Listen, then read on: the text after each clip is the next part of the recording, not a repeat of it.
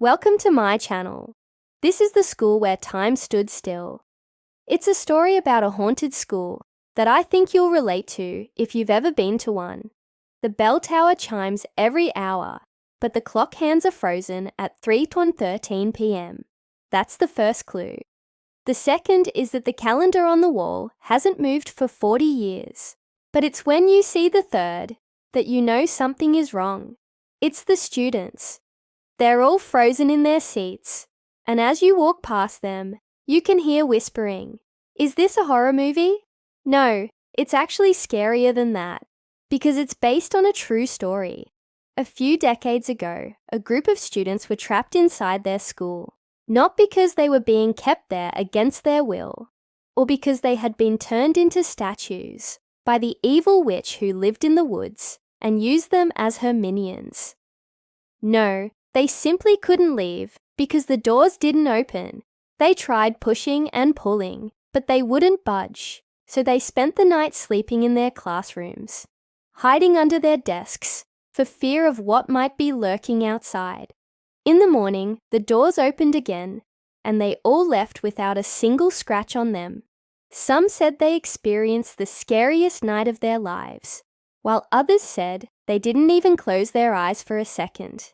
I don't know about you, but I would definitely be peeking under the desk every 5 seconds if I thought something scary was out there trying to get me. Now, I like scary movies. I like the ones where you can feel the tension building and building until finally something pops out and scares the living daylight out of you. I like the ones where the killer is hiding in plain sight and you have no idea until the very end. What I don't like are the ones where nothing happens. And that's the problem here. You're just walking through a school. Sure, the students are frozen, but you're not interacting with anything. You're not solving any puzzles, deciphering any codes, or searching for clues. There's no mini game to play here. That's right, there's no point to any of this. But then you discover a book lying open on one of the desks, and the words jump off the page. This is not just any book. It's a diary from 1981, and the author is none other than Emily Bishop, one of the students from this school. She writes about how she and her friends are being watched, stalked even, by an unknown presence.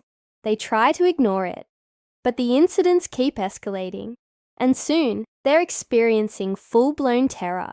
Emily also mentions a secret passageway behind the bookshelf that leads to the forbidden third floor. But why is it forbidden? What's up there?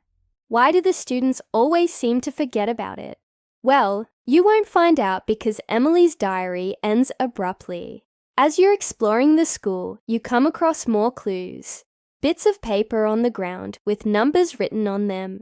At first, you think they're just some kind of sick joke, played by the caretaker's overgrown ferret. But then you realize they're coordinates, and when you put them all together, they spell out a message. It's a warning from the caretaker's overgrown ferret. But it's too late, because you've already found the first item on his list. A music box. You wind it up, and a creepy lullaby starts playing. And then you see him. He's standing in the corner of the room, watching you. His eyes are wide, and his mouth is open in a silent scream. But it's not just any music box. It's the music box from the diary entry. It's the one that Emily gave to her sister before she disappeared, and now he's coming for you. Wait, rewind. How did he get in the room? How did he get out? The doors were locked. The windows were boarded up. He wasn't there when you entered. He wasn't hiding in the closet. You checked.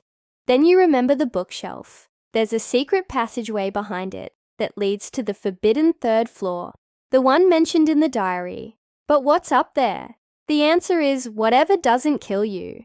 Because as you're running down the hallway, you hear footsteps behind you. Heavy, dragging footsteps. And then you turn around and you see the caretaker's overgrown ferret. Only it's not an overgrown ferret anymore. It's something much bigger. Something much meaner. Something that wants to kill you.